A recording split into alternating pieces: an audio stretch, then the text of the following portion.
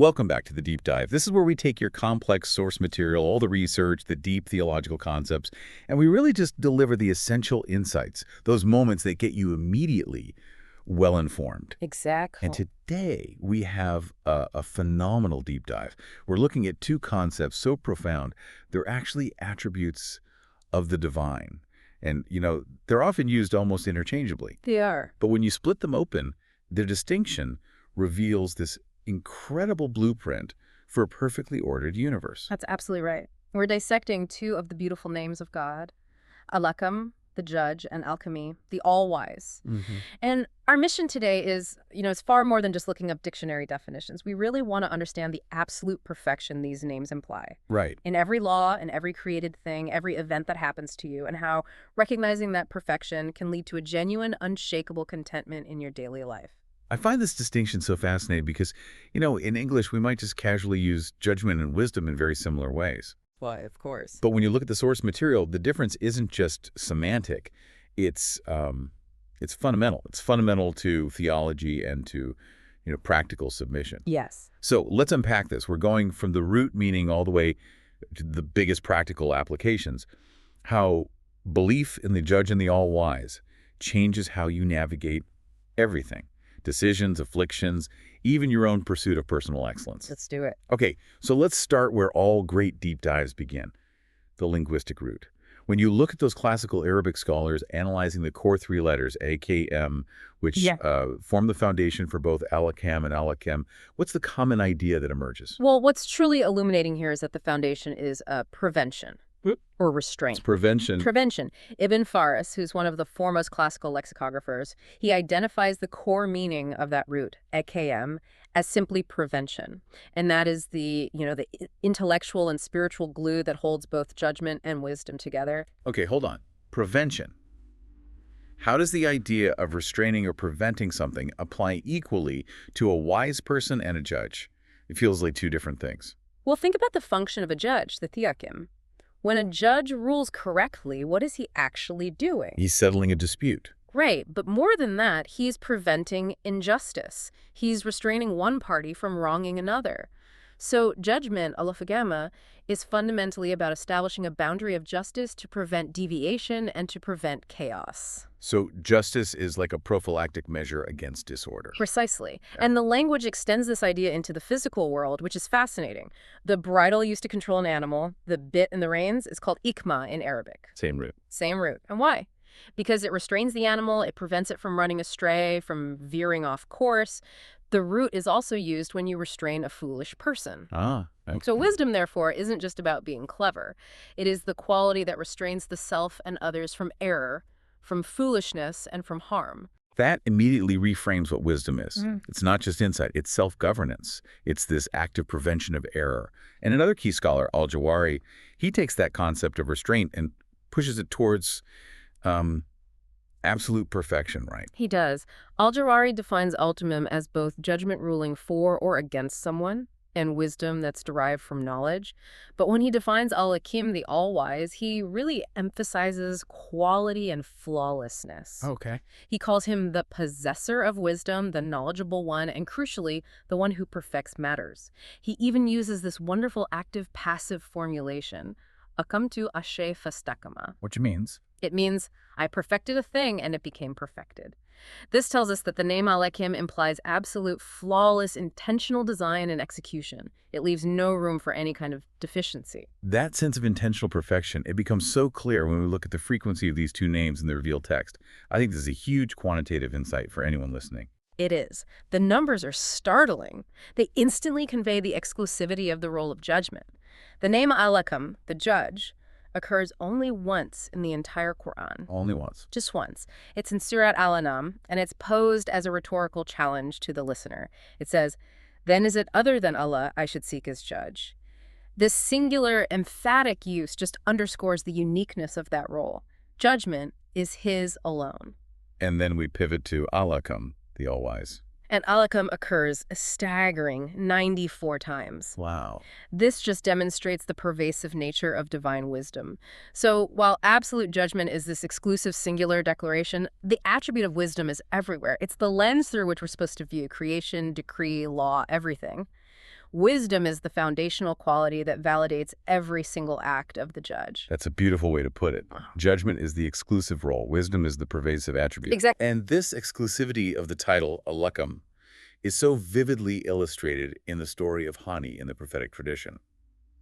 I think we need to spend some time on this because it really defines the boundary between divine and human action. This is maybe the clearest distinction offered in the sources. So there was a man named Hani who was known by this descriptive name, or Kunya Abu Alakam, Which means father of judgment. father of judgment.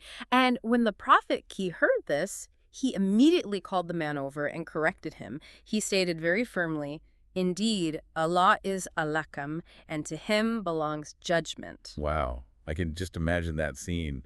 I mean, if you're called father of judgment, you must be a really highly respected person in your community. Oh, absolutely. And Hani wasn't being arrogant. He calmly explained his situation. He said, when my people differ over something, a dispute over land or inheritance, whatever it is, they come to me. I judge between them, and both parties are satisfied with my ruling. So he was just a good, trusted local arbitrator. Exactly, a necessary social function. And what did the prophet say about his conduct? Did he tell him to stop? No, not at all. He approved the conduct. He even praised his actions, saying, "Ma'asana, how beautiful is this." But he corrected the name. He changed Hani's kunya to Abu Shurai after his eldest son. So this is the critical insight, isn't it? The prophet affirmed the act of judging justly, but he completely rejected the title Alekam. Yes, the message is crystal clear. While humans can perform the act of judgment, the title Alakam implies an absolute, perfect, and ultimate divine authority that cannot be attributed to any created being, no matter how wise or respected they are. It's a protection of Todd, then. 100%. It's a protection of the oneness of God, specifically in the domain of absolute authority. Even the best human judge is just, reflecting a tiny fraction of divine judgment. He is not the judge himself. That sets a perfect stage for the next section, which is diving into the scope of this absolute perfection.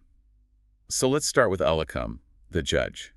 When scholars like Al-Katobi say that Allah is the one to whom judgment is surrendered, what exactly is the scope of that surrender? The scope is total. And to simplify this, scholars delineate Allah's judgment into three essential and distinct pillars. And this is vital because if you only think of judgment as, legal rulings in a courtroom, you miss 2/3 of the picture. Okay. Divine judgment is this comprehensive system that spans all of existence, all law, and all accountability. All right, let's break down those three pillars. Let's start with the broadest one, cosmic judgment. The first pillar is cosmic or creational and decreed judgment. This is basically how Allah rules the universe. It's the decree and predestination al-Qadar. You can think of it as the operating system for existence itself. So all the stages of divine decree, the pre-eternal, the decree when a fetus is formed, the annual decree on the night of decree, all of that falls under this cosmic umbrella. Precisely. This judgment includes the determination of your lifespan, your provision, the exact moment of your death, and the nature of every single trial you face.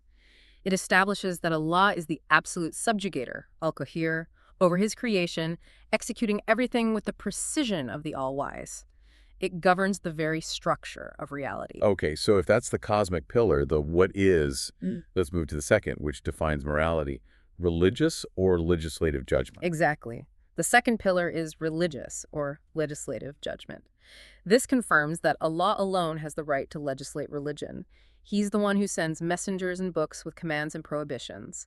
This is the monotheism of governance, Talardalok. And the key verse for that is in Surah Yusuf. Yes, judgment is not but for Allah. He has commanded that you worship none but him. It's the source of all Sharia rulings. And therefore, legislating without Allah's explicit permission is strictly forbidden because it's like trying to usurp his unique authority as the judge. So the cosmic judgment determines what is, and the legislative judgment determines what ought to be. A perfect summary. It's the path of ultimate benefit and righteousness for humanity. Which brings us to the final accountability, the third pillar, recompensatory or judicial judgment. The third pillar is recompensatory judgment. This is the judgment of accountability, where servants are rewarded for their good deeds and punished for their evil ones. And while, we see elements of this judgment in this life, its full and frankly terrifying manifestation is on the day of judgment. And the Quran uses some very specific language for this. It does. Allah refers to himself as the best of deciders and the swiftest of accountants. So we have the framework of the universe, the moral guide for humanity, and the final reckoning. all encompassed by the name Alakam. And crucially, all three forms are final. Inescapable and irrevocable. Allah judges, and as the Quran says, none can reverse his judgment. The ultimate takeaway is that if judgment spans all three of these areas, and if it's absolute and final, it must be rooted in something equally perfect. And that something is absolute wisdom. Exactly. Which brings us to Alekam, the all-wise. So how did the classical definitions frame the scope of this wisdom? Well, Sheikh al-Sadi provides the definition that's often cited as the gold standard. He says, Al-Thayyim is the one who possesses perfect wisdom, placing things in their proper and fitting places. It's not just insight, it's perfect appropriateness. Perfect appropriateness. I like that. At-Tabari adds that his planning contains no flaw or error. But, Ibn al-Qayyim summarizes it best. Allah neither creates nor commands without profound purpose. Everything serves a calculated perfect end. So the wisdom of Al-Hakim prevents any randomness or arbitrariness in the judgment of Al-Hakim. That's it. And we see this wisdom operating across three domains, which seem to mirror the pillars of judgment we just discussed. They do, perfectly. Let's start with the tangible, wisdom in creation. The first domain is wisdom in creation and formation. This is the physical evidence of his perfection. Everything is created with truth and wisdom, not aimlessly. Not for mere play. Not for play. The entire universe operates upon the most perfect system, one completely free from deficiency or imbalance. Scholars love to cite the challenge in Surat al-Mulk. Return your vision and look for a flaw in the heavens. The certainty that your sight will return humbled confirms the flawless design of the all-wise. Okay, so that's the creation itself. The second domain then moves to the management of those created things. Wisdom in decree. Right. The second domain is wisdom in his decree and predestination. This assures the believer that no event, no matter how seemingly random or distressing it is void of purpose. Guidance and misguidance, giving and withholding, health and sickness, all are done according to an overarching perfect wisdom. Even when we can't see the wisdom. Especially then. That's the ultimate test of faith, isn't it? To trust the wisdom even when our short-sighted human vision fails to grasp the why. Precisely. And the third domain brings us back to the law. The third domain is wisdom in his religion and law. This affirms that the legal framework, the Sharia, is not a set of arbitrary rules. It's legislated entirely for the ultimate benefit and well-being of people in this world and the hereafter. And the sources highlight how Allah frequently seals legal rulings with an affirmation of his wisdom. He does. It's a validation. Think of the really complex legal sections like on inheritance, divorce, or prescribed punishments. These rulings can often challenge human emotions or, social norms. Right. But Allah concludes these sections by saying, Allah is all-knowing, all-wise. This constant reminder validates that every command, every prohibition, even the ones that feel difficult or counterintuitive to us, is founded on infallible, perfect wisdom. It settles the heart. So if Al-Hakim issues a command, it's Al-Hakim that makes that command perfectly acceptable and beneficial. It's like a divine check and balance. Exactly. It ensures that might never leads to oppression and judgment never leads to error. Okay, we've built a really solid foundation. Now let's get into some deeper connections and nuances. We touched on the difference in the prophet's correction of honey, but let's formalize that distinction between athakam and the human applicable term athakim. This linguistic nuance is just foundational to monotheism. Alakam is an emphasized form. It's profound, absolute, suitable only for the divine. Alakim, however, is a common noun. It just relates to the doer of the act of judgment. And as we saw, humans can be a huikim. Yes. The Quran refers to human judges as alakam, and because humans can be a judge, the title al-thakam is reserved exclusively for God. Not only that, but when the Quran refers to Allah as a judge, it uses these superlative forms for him. He is the best of judges and the most just of judges. But the unqualified absolute title. Alakam, that remains exclusively for the Creator. That makes it crystal clear. No human, no matter how wise or just, can embody judgment in its absolute perfect sense. Now let's move to the pairing of names. This is where we truly grasp the depth of wisdom. The most frequent pairing, something like 46 times, is Al-Ram with Al-Aziz, the Almighty. Yes. What theological power do we gain when we see wisdom paired with might? This pairing is intensely important. Almighty, all-wise. Might represents the absolute perfection of power, the ability to subdue, execute, dominate. Wisdom, Agma, represents the absolute perfection of knowledge and purpose. When they are paired, it confirms that the source of creation and command is not just overwhelmingly powerful, but that power is entirely contained and directed by perfect wisdom. It's a guarantee against divine capriciousness. Exactly. Human might often leads to oppression because it lacks perfect wisdom. This pairing ensures that Allah's might is always constructive, always just, and always purposeful. What's fascinating is that in almost all 46 of those verses, Al-Aziz, might, comes before Al-Hakim, wisdom. And Ibn al-Qayyim offers 3 deep reasons for that specific order. That feels like a nugget of pure insight. It is. It's a beautiful exercise in reflecting on the process of divine action. First, he explains that power relates to observable actions. You see the act of creation, the act of punishment. Wisdom, however, requires reflection to be discerned. So you see the power first. You first witness the overwhelming absolute power in action, and then you take the time to ponder the flawless perfection and purpose of that act. Okay, so the immediate observation is might. The deeper realization is wisdom. What's the second reason? The second point follows directly from that. Wisdom is often discerned after the action has been completed. The action is executed by might, and then the perfection, the purpose, the wisdom is realized by the observer. And the third, which I think is the most profound, deals with means and goals. Yes. Power is the means by which creation or command is achieved. It's the tool of execution. Wisdom is the goal, or the perfect purpose of that action. The means has to be established and sufficient before the goal can be perfectly fulfilled. So might comes first as the means, guaranteeing the action, and wisdom follows as the purpose, validating the intention. That distinction, power as the means, wisdom as the goal, that's tremendously clarifying. Okay, let's look at the second high-frequency pairing, Alakam, with Alim, the all-knowing. Yeah. About 37 times. And here, the sources point out that the order actually switches. It does. By the variability. The switching highlights the dynamic interplay between comprehensive knowledge and perfect execution. So when we see Alim precede Alakam all-knowing, all-wise the context often emphasizes submission and comprehensive reach. Give us an example of that context. The best example is the story of the angels submitting to Allah after being taught the names. Their statement of submission is, "Indeed, you are the all-knowing, the all-wise." They're acknowledging that Allah's knowledge is boundless, and therefore, his subsequent actions and decrees are perfectly executed. This order is often used in contexts of humility, patience, and legislation. So, knowledge precedes wisdom when the focus is on submission to a comprehensive plan we don't fully see. What about the reversal? Alakam precedes Aladlim. That reversal tends to occur in contexts related to establishing the unity of the Creator, monotheism, miracles. The initial point being made is the perfect design, the flawless purposefulness of the deity, the wisdom. And this perfect design is then immediately followed by confirming his boundless knowledge that enabled it. The wisdom itself acts as the primary argument. That's a great example of how the placement of 2 names can alter the theological emphasis. Now, briefly, let's look at the connection between Al-Hakim and Al-Kabir, the all-aware or expert. What depth does Al-Kabir add? Al-Kabir adds the layer of meticulous internal expertise. Ibn al-Qayyim distinguished them this way. Wisdom, Ikma, relates to the inner purpose of the will, the why of the intention. Expert knowledge, Al-Kabir, relates to the inner depth of knowledge, the how of the execution. The perfect intention coupled with the perfect technical understanding. Exactly. Wisdom is to will rightly, and expertise is to know deeply how to execute that right will, down to the minutest detail. It guarantees flawless implementation. Okay, we've established the theological perfection.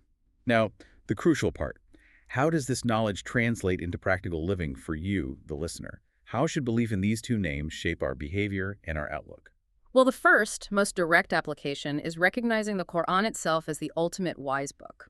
Since it is a revelation from the all-wise, the all-aware, it is automatically perfect in precision, excellence, and entirely free from falsehood or contradiction. The Quran is described as a book whose verses have been perfected. And this idea of Ikam, this perfect precision, what does that actually mean? How does this perfection manifest in the book? It manifests across all aspects. First, supreme language, the most eloquent, precise expressions possible. Second, intentional meaning. Every single word is deliberate, zero redundancy or error. Third, wise legislation. The laws are based entirely on achieving maximum benefit and preventing all harm. Even its narrative style is perfected. Yes. Harmonious repetition. You have consistent narratives and rulings that reinforce each other without contradiction. The perfection of the text is a direct reflection of the perfection of its author. This realization then compels the believer to deal with the Quran with absolute deference, which brings us to the distinction between the clear, or muhkam, and the ambiguous, mutashabi, verses.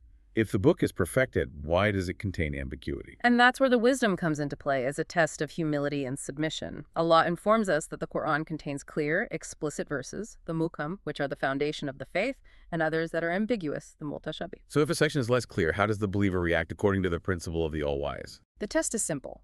The rightly guided refer the ambiguous back to the clear. They interpret the mutashabi according to the foundational, explicit musukam verses.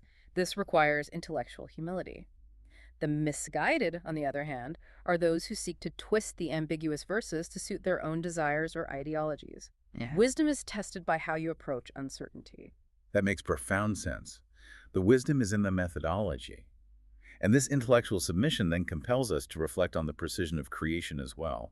The external world is the physical manifestation of the all-wise. When you know your Lord is Al-Hakim, you can't look at the universe without seeing intentional design. Everything, no matter how minute, is created with precise wisdom, placed exactly where it belongs. Let's look at the examples the sources highlight, starting with the grandest scale, the heavens. The heavens are cited as the primary sign of flawless workmanship. They're harmonized in every dimension, distance, color, light, movement, and yet are free from any deficiency. That challenge in Surat al-Mulk to look repeatedly for a flaw is confirmation that you won't find one. Your vision returns humbled.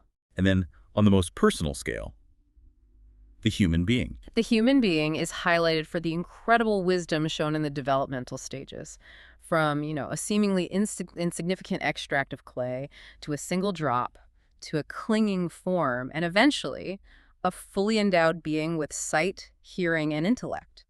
This intricate, layered creation demonstrates the meticulous design of the Creator acting with the absolute wisdom of the All-Wise. To bring this all together, Ibn al-Qayyim offers this beautiful analogy comparing the entire universe to a perfectly prepared house. I think this is key for visual contemplation. It is a phenomenal analogy. He says, the sky is the roof, the earth is the carpet, the stars are the lamps, the animals, the plants, all the resources are the perfectly stocked supplies, and the human is the entrusted owner.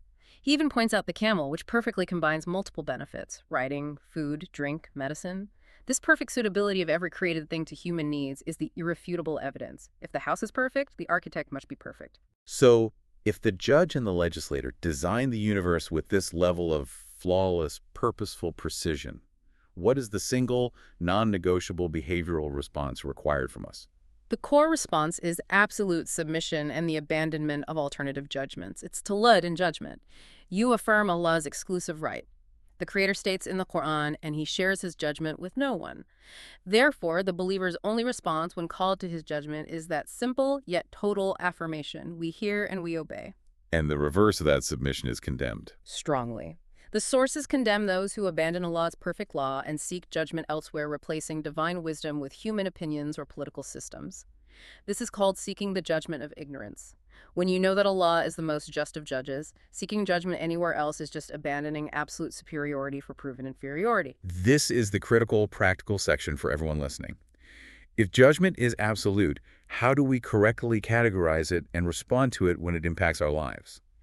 Our sources, particularly referencing Ibn al-Qayyim's analysis, categorize divine judgment into 3 distinct types, and each one demands a precise, different human response. And its distinction is what brings peace. It separates the command you must follow from the decreed evil you must resist, and the unavoidable affliction you must patiently accept. Without this framework, people get confused. They surrender to evil, or they despair over hardship. Okay, let's start with the first type, which we've covered a bit. The religious legislative judgment. Type 1.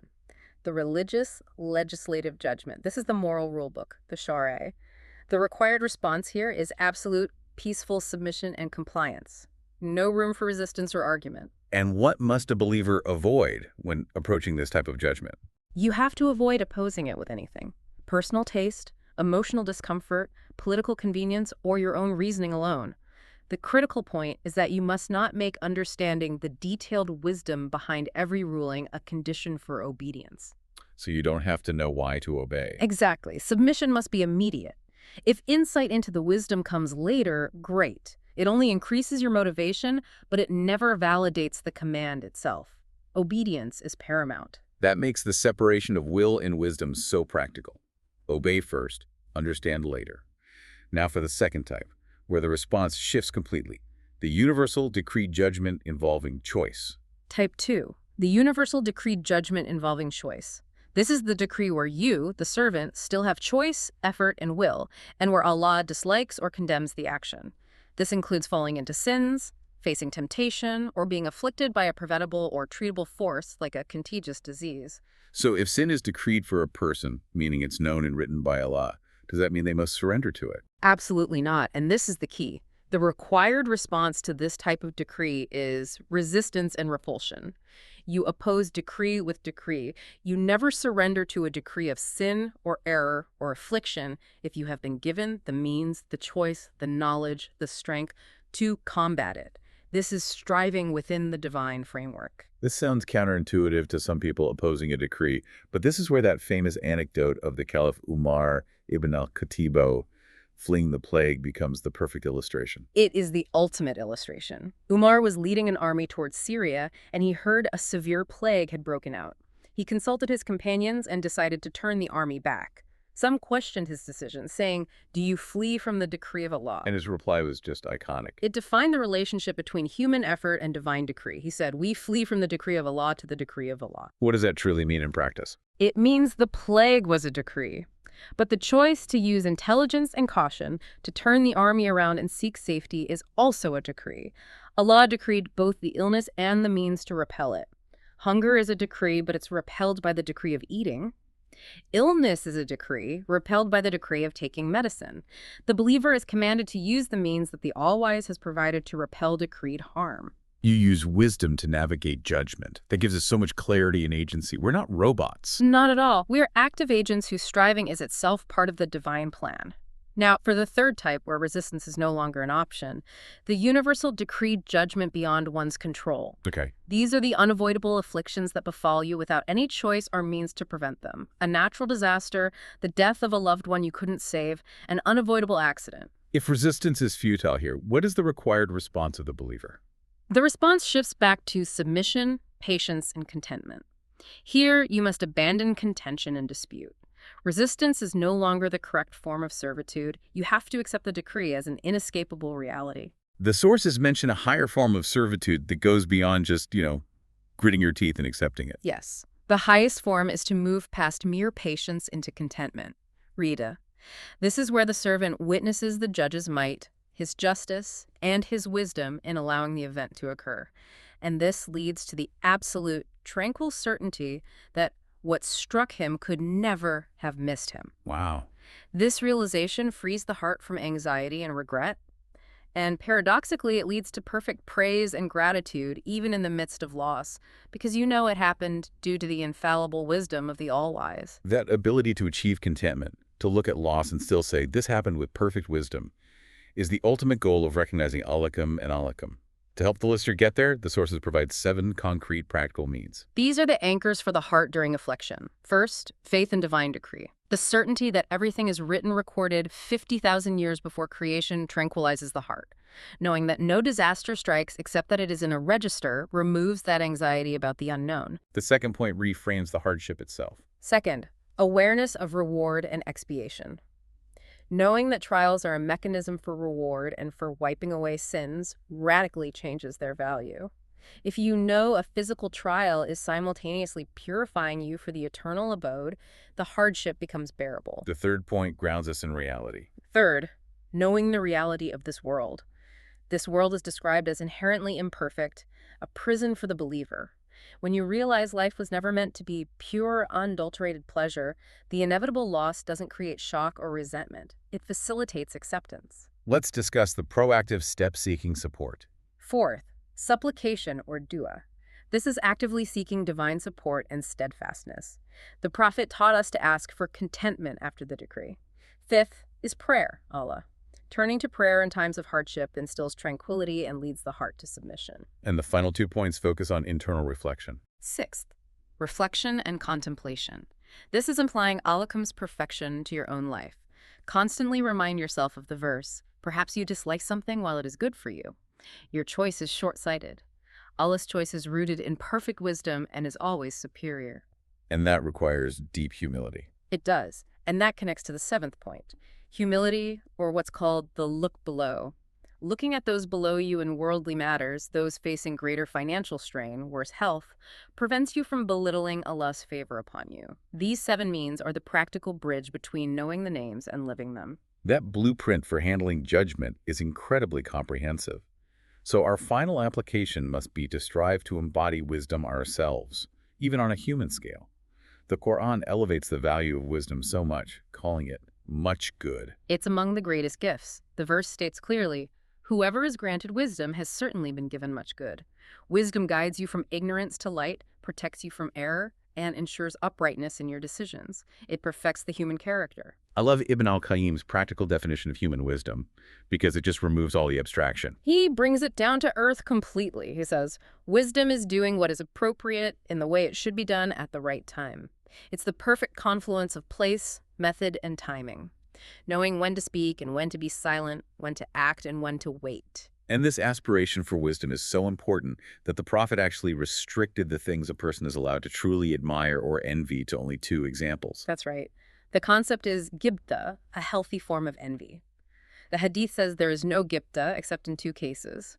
A man whom Allah has given wealth, and he uses it rightly, and a man whom Allah has given wisdom, so he judges and teaches by it. Essentially saying that no worldly pursuit is more worthy of your focus than acquiring the wisdom to use your gifts and judge rightly. Precisely. It puts the acquisition of wisdom and beneficial knowledge above all other aims. So if the listener wants to acquire this immense good, what are the actionable means laid out in the sources to attain wisdom? Well, the first, as always, is supplication duas. Since wisdom is a gift from the All-Wise, we have to ask for it directly. The second is the essential prerequisite. Knowledge, primarily deep knowledge of the Quran and Sunnah. And what should be avoided, since wisdom is a light? Avoiding sins and disobedience. Sins corrupt reason and dim the light of wisdom. We also see a connection between charity and wisdom. Giving charity is part of the ethical purification that makes the heart receptive to light and correct guidance. And the final 3 points are all about managing one's temperament. 5th is forbearance, ilm, controlling oneself in moments of anger. 6th is patience and deliberation, being thoughtful and measured. And finally, a hallmark of every sage, silence. And it's quoted that silence contains 9 parts of wisdom out of 10. It ensures that when you do speak, your words are appropriate, done the way they should be done, and at the right time. The very definition of wisdom. Exactly. And that leads back to the final behavioral effect. Constantly striving for wisdom while avoiding attributing the absolute quality of wisdom to oneself. That's the balance. This has been an incredibly layered deep dive. We've meticulously explored the names Al-Hakam, the Judge, and Al-Hakam, the All-Wise. We identified Al-Hakam's 3 forms of inescapable judgment: cosmic, legislative, and recompensatory, and Al-Hakam's perfection in creation and law, which validates all of that judgment. The single most vital takeaway for you, the learner, is this. Believing in these 2 names provides a fixed, ordered blueprint for navigating all of existence. It requires absolute, peaceful submission to the law of the All-Wise, fierce resistance and strategic striving against decreed evil when you can, and deep, tranquil contentment with unavoidable decree. This framework is designed to bring stability to your heart no matter what you face. It transforms judgment from a source of anxiety into a source of peace. Now, to leave you with a final provocative thought, something for you to mull over today. Our sources extensively mention that even what is known about the wisdom behind the creation of animals, their organs, their attributes, their perfect suitability to their environment, is sufficient proof of the All-Wise. We've discussed complex theology, but now we ask you to simplify the lens. Take a moment today and reflect on just one piece of creation. It could be the intricate structure of your own hand, the flight of an insect, or the precise chemical balance of a cup of water. Trace the precise wisdom behind its form and function. You may find that this deep dive into just 2 divine names is enough to launch a lifetime of observing the world through the lens of profound, intentional perfection. जिंदगी में हर रोज हम कितने ही फैसलों से गुजरते हैं, है ना? क्या पहनना है, क्या कहना है, कौन सा रास्ता लेना है, ये तो खैर छोटे छोटे फैसले हैं। लेकिन फिर कुछ बड़े फैसले भी होते हैं जो हमारी पूरी जिंदगी का रुख बदल देते हैं। और इन सब से बढ़कर कायनात का एक अजीम निज़ाम है जो एक नाकाबिले तसव्वुर हुक्म और हिकमत के तहत चल रहा है। आज हम इसी मौजू की गहराई में उतरने वाले हैं। ہم اللہ تعالیٰ کے دو بہت ہی خاص ناموں پر بات کریں گے، الحکم یعنی وہ جس کا فیصلہ حتمی ہے، اور الحکیم یعنی کمال حکمت والا۔ ہماری اس گفتگو کی بنیاد ڈیوائن جسٹس اینڈ وزڈم، الحکم اینڈ الحکیم نامی کتاب کے کچھ اقتباسات پر ہے۔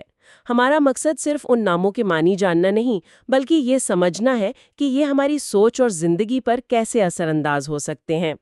تو چلیں اس پر تفصیل سے بات کرتے ہیں۔ سب سے پہلے اس لفظ کی جڑ پر ہی بات کرتے ہیں۔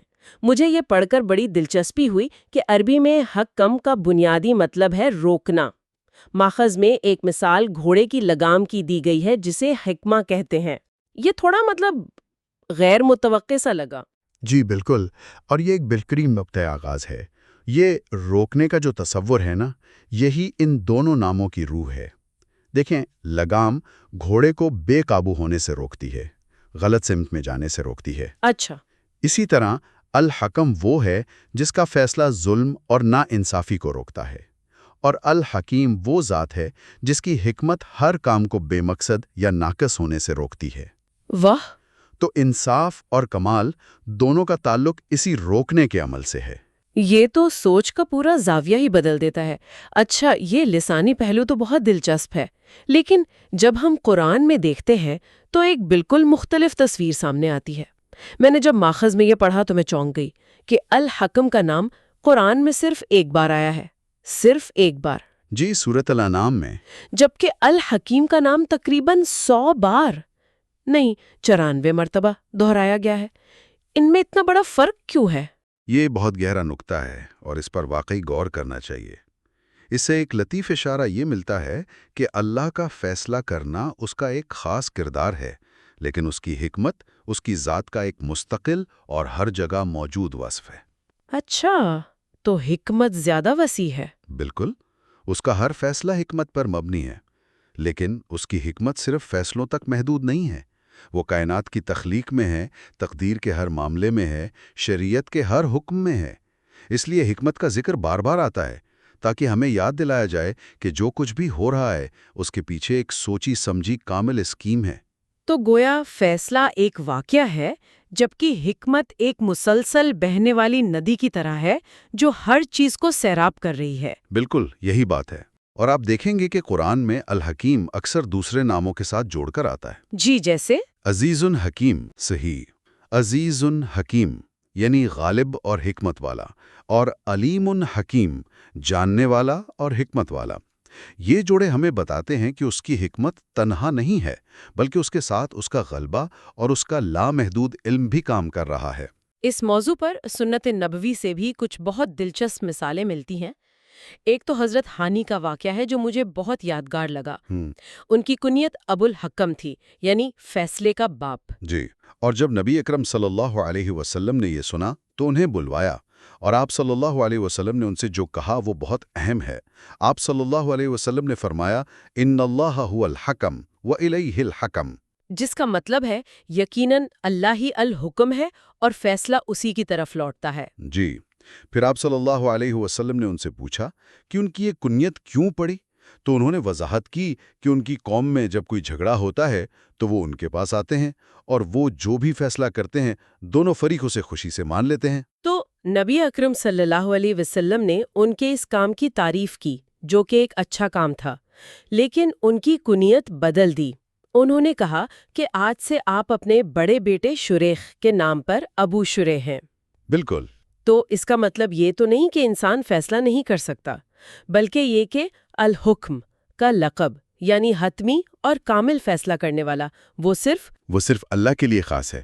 بالکل، آپ نے بالکل صحیح سمجھا۔ یہ عمل میں تفریق نہیں بلکہ شان میں تفریق ہے۔ انسان کا فیصلہ غلط ہو سکتا ہے، متعصب ہو سکتا ہے، محدود علم پر مبنی ہو سکتا ہے، لیکن اللہ کا فیصلہ ان تمام خامیوں سے پاک ہے۔ ٹھیک ہے، تو اب ہم نے زبان اور سیاق و سباق کو سمجھ لیا ہے۔ اب ان ناموں کے اصل مفہوم میں مزید گہرائی میں اترتے ہیں۔ ماخذ میں اللہ کے فیصلے کو 3 قسموں میں تقسیم کیا گیا ہے۔ اس بارے میں تھوڑا اور بتائیں۔ ضرور، یہ تقسیم سمجھنا بہت ضروری ہے تاکہ ہم زندگی کے مختلف واقعات کو صحیح زاویے سے دیکھ سکیں۔ پہلی قسم ہے کائناتی فیصلہ، یعنی الحکم الکونی۔ تقدیر والا فیصلہ؟ جی، اس کا تعلق تقدیر سے ہے۔ وہ سب کچھ جو لوح محفوظ میں لکھا جا چکا ہے، جو کچھ اس کائنات میں ہو رہا ہے یا ہوگا، وہ سب اس فیصلے کے تحت ہے۔ اس میں ہماری پیدائش، موت، رزق سب شامل ہیں۔ یہ وہ فیصلہ ہے جسے کوئی ٹال نہیں سکتا۔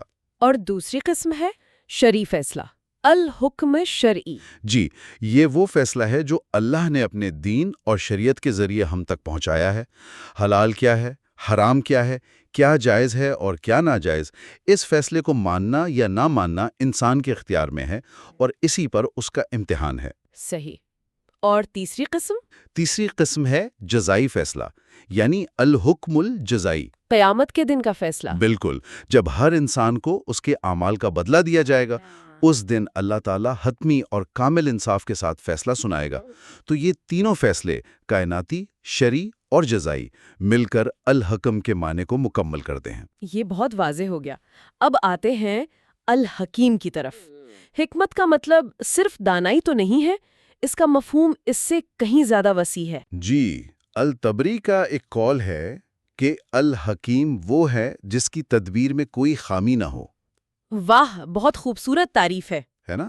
اس کا مطلب ہے کہ اللہ کا ہر کام، ہر حکم اور ہر فیصلہ بالکل صحیح وقت پر، بالکل صحیح طریقے سے اور بہترین ممکنہ نتیجے کے لیے ہوتا ہے، چاہے ہماری چھوٹی سی عقل اسے فوری طور پر سمجھ نہ پائے۔ اور یہ حکمت ہمیں کہاں کہاں نظر آتی ہے؟ دیکھیں، اس کی حکمت 3 بڑے دائروں میں نظر آتی ہے۔ ایک تو ہے تخلیق میں حکمت۔ یہ کائنات کھیل تماشا نہیں، ہر ستارے، ہر ذرے کا ایک مقصد ہے۔ صحیح۔ دوسرا دائرہ ہے تقدیر میں حکمت۔ یہ وہ جگہ ہے جہاں اکثر لوگ الجھن کا شکار ہوتے ہیں۔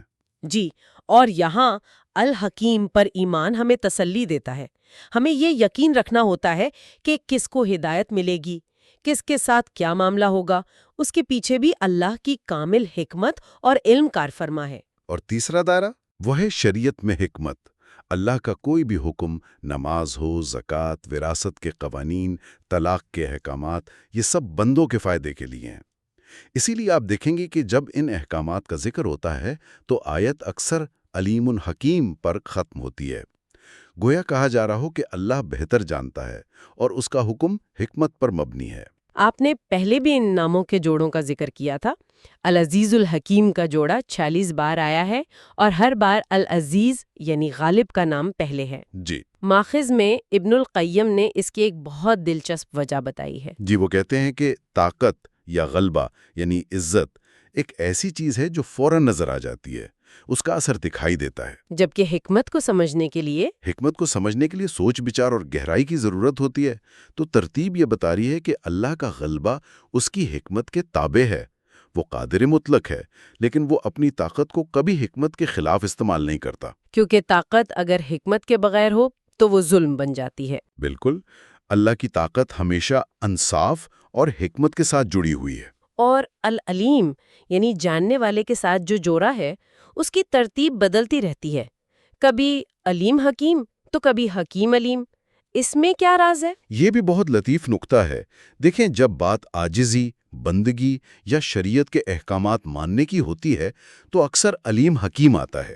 جیسے فرشتوں نے حضرت آدم علیہ السلام کے معاملے میں کہا تھا، ہمیں تو بس اتنا ہی علم ہے جتنا تو نے ہمیں سکھایا ہے، بے شک تو ہی العلیم الحکیم ہے۔ اچھا، تو وہ پہلے اپنے علم کی کمی کا اعتراف کر رہے ہیں۔ جی، وہ اپنے علم کی کمی کا اعتراف کر کے اللہ کے علم اور پھر اس کی حکمت کے سامنے سر جھکا رہے ہیں۔ لیکن جب بات اللہ کی قدرت، تخلیق کے کمالات یا معجزات کی ہوتی ہے تو اکثر حکیم علیم آتا ہے۔ جیسے کہ ان چیزوں میں حکمت پہلے نمایاں ہوتی ہے۔ بالکل، گویا ان چیزوں میں اللہ کی حکمت پہلے نمایاں ہوتی ہے اور پھر بتایا جاتا ہے کہ یہ حکمت اس کے لامحدود علم پر مبنی ہے۔ یہ تو بہت ہی گہری باتیں ہیں، لیکن اب سب سے اہم سوال کی طرف آتے ہیں۔ یہ سب جاننے کا ہماری روزمرہ کی زندگی پر کیا اثر پڑنا چاہیے؟ یہ صرف ایک علمی بحث تو نہیں ہو سکتی۔ ہرگز نہیں۔ اس علم کا مقصد ہی عمل اور کیفیت میں تبدیلی لانا ہے۔ سب سے پہلا اور بنیادی اثر تو ہے توحید کا حقیقی اقرار۔ وہ کیسے؟ جب دل میں یہ بات بیٹھ جائے کہ حتمی فیصلہ اور کامل حکمت صرف اللہ کی ہے، تو انسان اپنی زندگی کے معاملات میں کسی اور کے قانون یا خواہش کو اللہ کے حکم پر ترجیح نہیں دیتا، وہ اپنا حاکم صرف اللہ کو مانتا ہے۔ دوسرا اثر مجھے لگتا ہے کہ قرآن سے تعلق میں تبدیلی کی صورت میں آنا چاہیے۔ اگر یہ کتاب الحکیم کی طرف سے ہے تو یہ کتاب حکیم ہے۔ بالکل، پھر ہم اسے صرف ثواب کے لیے نہیں پڑھیں گے بلکہ حکمت تلاش کرنے کے لیے پڑھیں گے۔ ہر آیت، ہر قصے، ہر حکم میں رہنمائی ڈھونڈیں گے۔ اور تیسرا اثر؟ تیسرا اثر کائنات کو دیکھنے کا نظریہ بدل جاتا ہے۔ پھر بارش کا ہر قطرہ، ہر کھلتا ہوا پھول، یہ سب اللہ کی حکمت کی نشانیاں نظر آنے لگتی ہیں۔ واو! ابن القیم کی وہ مثال بہت خوبصورت ہے کہ یہ کائنات ایک سجے سجائے گھر کی طرح ہے جس کی چھت آسمان، فرش زمین اور چراغ ستارے ہیں، اور انسان اس کا معزز مہمان ہے۔ یہ سوچ تو دل میں اللہ کی محبت پیدا کرتی ہے، جو کہ چوتھا اثر ہوا۔ جی۔ اور پانچواں اثر، جو شاید سب سے زیادہ عملی ہے، وہ ہے اللہ کے فیصلوں کے ساتھ صحیح طریقے سے معاملہ کرنا۔ یہ وہ جگہ ہے جہاں اکثر لوگ ٹھوکر کھا جاتے ہیں۔ جی، اور یہاں ابن القیم نے بڑی شاندار رہنمائی کی ہے۔ وہ کہتے ہیں کہ اللہ کے کائناتی فیصلوں یعنی تقدیر کی دو قسمیں ہیں۔ ایک وہ جس میں انسان کا اختیار ہے، جیسے بھوک، پیاس، بیماری۔ اچھا۔ ان سے نمٹنے کا حکم یہ ہے کہ ان کا مقابلہ کیا جائے، بھوک کا کھانے سے، بیماری کا علاج سے۔ اس کی کوئی مثال؟ حضرت عمر رضی اللہ عنہ کا طاعون زدہ علاقے میں داخل نہ ہونے کا واقعہ اس کی بہترین مثال ہے۔ جب ان سے کہا گیا کہ آپ اللہ کی تقدیر سے بھاگ رہے ہیں تو انہوں نے تاریخی جواب دیا، ہم اللہ کی ایک تقدیر سے بھاگ کر اللہ کی دوسری تقدیر کی طرف جا رہے ہیں۔ یہ بہت بڑا ذہن سازی کا نقطہ ہے، یعنی تقدیر کا مطلب ہاتھ پر ہاتھ دھرے بیٹھنا نہیں ہے۔ بالکل نہیں، بلکہ اسباب کی دنیا میں رہتے ہوئے اللہ کی دی ہوئی دوسری تقدیر جیسے علاج یا حفاظت کو اپنانا ہے۔ اور دوسری قسم کا فیصلہ؟ دوسری قسم کا کائناتی فیصلہ وہ ہے جس میں انسان کا کوئی اختیار نہیں، جیسے کسی عزیز کی وفات یا کوئی قدرتی آفت۔ اس سے نمٹنے کا طریقہ ہے صبر، رضا اور اللہ کی حکمت پر یقین۔ یہ ماننا کہ اس ظاہری نقصان میں بھی میرے رب کی کوئی پوشیدہ حکمت ہے جسے میں سمجھ نہیں پا رہی۔ جی، یہ ایمان کا سب سے مشکل امتحان ہوتا ہے۔ تو یہ تو ہوا اللہ کے فیصلوں پر ہمارا رد عمل، لیکن کیا ان ناموں پر ایمان ہمیں اپنی زندگی میں کچھ کرنے پر بھی ابھارتا ہے؟ یقیناً۔ اگلا اثر یہی ہے کہ انسان خود حکمت حاصل کرنے کی کوشش کرے۔ قرآن کہتا ہے جسے حکمت دی گئی اسے خیر کثیر عطا کیا گیا۔ یہ ایک عظیم نعمت ہے جسے مانگنا چاہیے۔ اور حکمت ہے کیا؟ ابن القیم کی تعریف میرے ذہن میں اٹک گئی ہے، مناسب کام کو مناسب طریقے سے مناسب وقت پر کرنا۔ بالکل، یہ صرف علم نہیں بلکہ علم کا صحیح استعمال ہے۔ تو یہ حکمت حاصل کیسے کی جا سکتی ہے؟ اسے حاصل کرنے کے کچھ ذرائع بھی ماخذ میں بتائے گئے ہیں۔ سب سے پہلے تو دعا ہے، اللہ سے حکمت مانگے۔ دوسرا علم کا حصول، خاص طور پر قرآن و سنت کا علم جو حکمت کا سرچشمہ ہے۔ تیسرا ہے گناہوں سے پرہیز، کیونکہ حکمت ایک نور ہے اور گناہ دل میں اندھیرا پیدا کرتے ہیں، اور اس کے ساتھ ساتھ بردباری اور کم گوئی جیسی عادات اپنانا۔ تو آج کی اس گفتگو کو سمیٹتے ہوئے ہم کہہ سکتے ہیں کہ الحکم اور الحکیم صرف دو نام نہیں ہے، بلکہ یہ ایک مکمل ورلڈ ویو ہے، ایک ایسا چشمہ جسے لگا کر ہمیں کائنات کا نظام، قوانین کا انصاف اور اپنی زندگی کے نشیب و فراز سب ایک نئے معنی کے ساتھ نظر آنے لگتے ہیں۔ یہ نام ہمیں سکھاتے ہیں کہ ہر فیصلے کے پیچھے ایک حکمت ہے اور ہر حکمت کے پیچھے ایک حاکم ہے۔ اور اس گفتگو کے اختتام پر میں سننے والوں کے لیے ایک سوال چھوڑنا چاہوں گا۔ ابن القیم کی تعریف کو ذہن میں رکھتے ہوئے کہ حکمت صحیح کام کو صحیح طریقے سے صحیح وقت پر کرنا ہے، ہماری زندگی کا وہ کون سا ایک شعبہ ہے، چاہے وہ ہمارے رشتے ہوں، ہمارا کیریئر ہو یا ہماری عبادات، جہاں ہم آج سے اس اصول کو شعوری طور پر نافذ کرنے کی کوشش کر سکتے ہیں۔